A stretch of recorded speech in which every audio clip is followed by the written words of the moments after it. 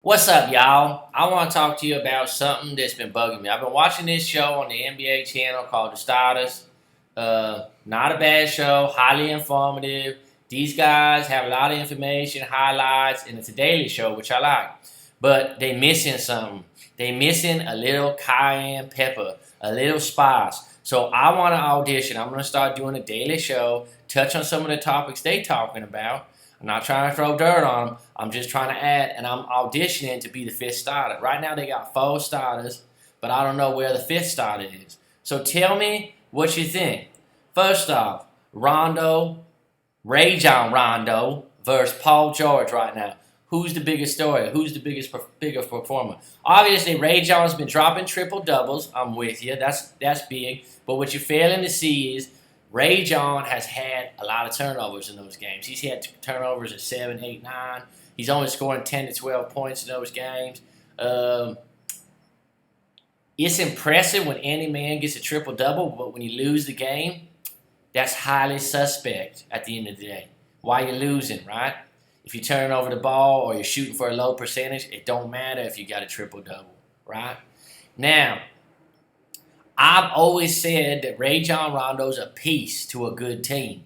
He's a product of a good team. He's a great passer. He's got a lot of intangibles. He is not a cornerstone, right? He is not that special somebody. He's a good to very good player on the right team. If you threw him in on the Clippers and had all those pieces around them, all them shooters, you threw him on the Warriors, something like that, where he could just kick out all day and just play defense, rebound, pass, he'd be outstanding. He'd be an all-star again. But on the Bad News Kings, I don't know. Like there's too many variables in there. Now let's look at Paul George. Paul George is having an all-world year. He was already good. Yeah, he had the injury, but I mean, he looks like the Paul George of old. Congratulations, Paul. You look fantastic out there. I'm really happy for you. It's a no-brainer. Paul George is the more incredible story of the two. Linsanity. Now let's talk about Linsanity. Is this bigger than what's going on with Ponyboy Curtis Porzingis, Kristaps? I like to call him Stappy, right? I would say without a doubt Linsanity was a bigger boom because it was so shocking. This guy came out of nowhere. He was cut a couple times, and he was literally taking over basketball for 2 to 3 weeks, and then maybe on to a month. I don't know. He was having 38, 39, high 30s games, going to the line, and they was just clearing space for him. He was just dominating.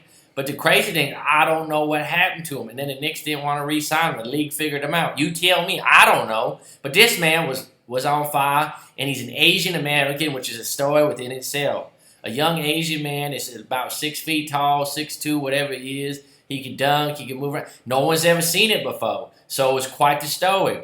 Now, a Latvian guy named Porzingis is a story also. This kid's got a future. He's 7'3" and has skills. He's got a future, right? This guy can be an MVP candidate in the future. That's how good he looks early on. It's incredible. But his story, his shine ain't where Linsanity was. If he finishes the year and he's dropping 30-point games regularly, oh yeah, you're going to see some Ponyboy Curtis's signs all over. You're going to see Stappy Porzingis, right? It's going to be crazy. Now, moving on. This was kind of an interesting question, I guess, but anything involving the Sixers is kind of boring to me because the Sixers is like, they like an 8th grade team playing against the varsity of high school in the local town. It's just no contest. They're not fully developed yet to compete. That's all I'll say. But the question was, will the Dubs lose first or will the Sixers win first? I would have to say the Dubs probably going to lose first. If it ain't the Clippers, it'll be someone else because I just can't see the Sixers winning. The Sixers to win right now would be amazing because they just on different pages on the team. It's not even worth talking about. Next up, Jason White Chocolate Williams was a fantastic basketball player. They talked that he was 40 years old, played from 1998 to 2011. So he had a pretty long career. He had a title in 2006 with the Heat. I believe he started on that team. He actually had some later years on Hubie Brown's Memphis teams where he was quite good.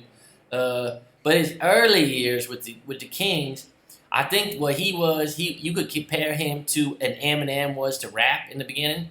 I mean, no one's ever saw him. He kind of came from like a country area. He wasn't just white. He was very white. He had a little twang to him, and he played out there with some quickness. They mentioned in the show today that he might remind you of Rubio a little bit. Yeah, maybe some of the passes, but he was much quicker than Rubio. He's only about 6 foot, and he's skinny and small. Rubio's about 6'4", I believe, and Rubio is much more calculated. Where Jay Will was just like that. He's just a little cat out there, and he just had a little more sauce to his game, little bit more saucier is what I'd call him. Pete Maravich, early Pete Maravich, I remember him getting compared to him. Some of the moves he had was like Pistol Pete, but Pistol Pete was a better skull. But Jay Will was in a class of his own. Give him his due because he was one of those, just like Linsanity, but he was there longer and more established. He had his time. And then he kind of just played a role towards the end of his career, kind of like shined off the shine, but he always had basketball genius sprinkled all over him. He was always sprinkled with basketball genius. That's why he could always play the game. You know, towards the end of his career, he wasn't as highly skilled as he was when he was younger, but he always had the genius in him. Tell me if I'm wrong. I'm trying out as a fifth starter. Tell me what you think. Lie.